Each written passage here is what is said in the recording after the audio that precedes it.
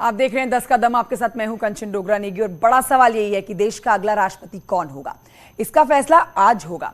राष्ट्रपति चुनाव में वोटों की गिनती 1 घंटे के बाद ठीक 11 बजे शुरू होने वाली है और शाम तक नतीजे भी आपके सामने होंगे। सबसे पहले संसद भवन में डाले गए वोटों की गिनती की जाएगी। सांसद जितने थे जिन्होंने वोट डाला, संसद भवन में कुल 730 वोट डाले गए थे और इन वोटों की गिनती के बाद राज्यों में पड़े हुए वोटों की गिनती शुरू की जाती है। इस बार आपको बताएं कि राष्ट्रपति चुनाव में मतदाता मंडल में कुल मिलाकर 4809 मतदाता हैं। इनमें 776 सांसद हैं जबकि 4033 विधायक हैं। सांसदों के एक वोट का मूल्य 700 होता है जबकि विधायकों के एक वोट का मूल्य अलग अलग राज्यों में अलग अलग होता है। ऐसे में विधायकों के एक वोट का मूल्य जो किसी राज्य में सबसे ज्यादा है तो वो है उत्तर प्रदेश। उत्तर प्रदेश में एक विधायक के वोट का मूल्य 208 है जबकि सबसे कम सिक्किम में है 7। सिक्किम में एक वोट का मूल्य 7 है। राष्ट्रपति चुनाव के लिए वोटिंग 18 जुलाई को हुई थी। एनडीए उम्मीदवार द्रौपदी मुर्मू की जीत तय मानी जा रही है। 27 दलों के समर्थन के साथ द्रौपदी मुर्मू का पलड़ा भारी है। 14 दलों के समर्थन वाले विपक्ष के उम्मीदवार यशवंत सिन्हा की संभावनाएं जीतने की इसलिए भी कम हो गई हैं क्योंकि अलग अलग राज्यों में द्रौपदी मुर्मू के पक्ष में क्रॉस वोटिंग की गई है। क्रॉस वोटिंग की गई द्रौपदी मुर्मू के पक्ष में और ऐसी खबरें सामने आई थी 18 तारीख को जिस दिन मतदान हो रहा था। राष्ट्रपति रामनाथ कोविंद का कार्यकाल 24 जुलाई को समाप्त हो रहा है। 25 जुलाई को नए राष्ट्रपति का शपथ ग्रहण होना है।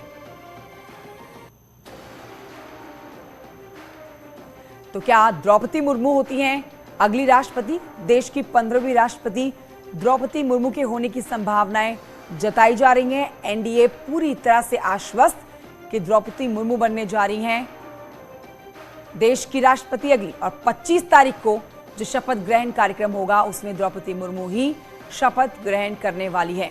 राष्ट्रपति रामनाथ कोविंद का कार्यकाल जो है वो 24 तारीख को पूरा हो रहा है। 25 तारीख को, इसी महीने की 25 तारीख को अगला राष्ट्रपति शपथ ग्रहण करेगा। तो देखिए, राष्ट्रपति चुनाव में एनडीए उम्मीदवार की जीत तो तय मानी जा रही है। इनके जश्न की तैयारी भी बीजेपी ने शुरू कर दी है और आज दिल्ली में बीजेपी के राष्ट्रीय अध्यक्ष जेपी नड्डा की अगुवाई में अभिनंदन यात्रा निकाली जाएगी जिसमें हजारों नेता और कार्यकर्ता शामिल होंगे।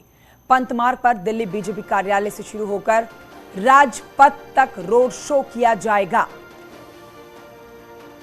तो 18 तारीख को जिस दिन मतदान हुआ था राष्ट्रपति के चुनाव को लेकर, उसी दिन तमाम दिग्गजों ने यह साफ कर दिया था कि जीत द्रौपदी मुर्मू की तय है। सिर्फ और सिर्फ 21 तारीख को वोटों की गिनती के बाद आधिकारिक घोषणा की जाएगी। और अब आपको कुछ और खबरों की तरफ लिए चलते हैं जहां पर आज की सबसे बड़ी खबर नेशनल हेराल्ड केस में कांग्रेस अध्यक्ष सोनिया गांधी की ईडी के सामने पेशी से जुड़ी हुई है। सुबह 11 बजे का समय जब Sonia Gandhi money laundering case में पेश होंगी ईडी के सामने और इसको लेकर कांग्रेस ने देशव्यापी प्रदर्शन का ऐलान कर दिया है। दिल्ली पुलिस पूरी तरह से अलर्ट हो चुकी है। दिल्ली पुलिस ने कांग्रेस मुख्यालय और ईडी दफ्तर के पास सुरक्षा चाक चौबंद कर ली है।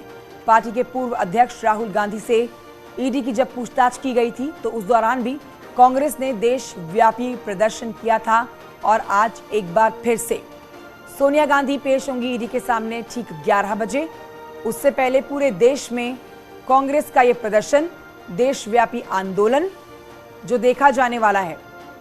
ईडी के सामने पेशी सोनिया गांधी की, कार्यकर्ताओं का यह प्रदर्शन दूसरी तरफ और तीसरी तरफ सुरक्षा व्यवस्था चाक चौबंद राजधानी दिल्ली में।